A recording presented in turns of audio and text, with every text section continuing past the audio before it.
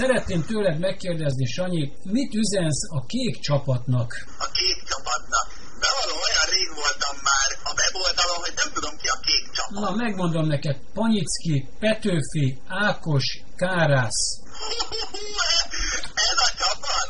Igen, király. Kék csapatnak üzenni valamit.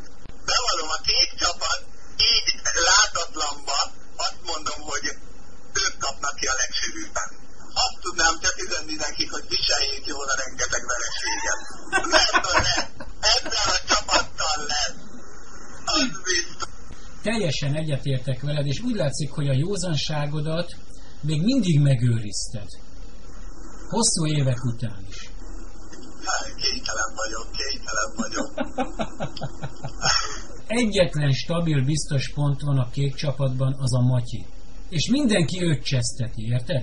Ő nem szól semmit. Ő nem szól semmit. A Kárát nem lehet csesztetni, mert tűnében elül rögtön Miért? Gondolod a... padra, és akkor azt mondja, hogy na jó, neki ebből elege van. Gondolod a Petőfit lehet csesztetni? A Petőfit egyesek csesztethetik. Nekik elviseli, de nem mindenkinek. Gondolod, hogy a Panyát lehet csesztetni? A Panyát lehet. Na jól van, rendben.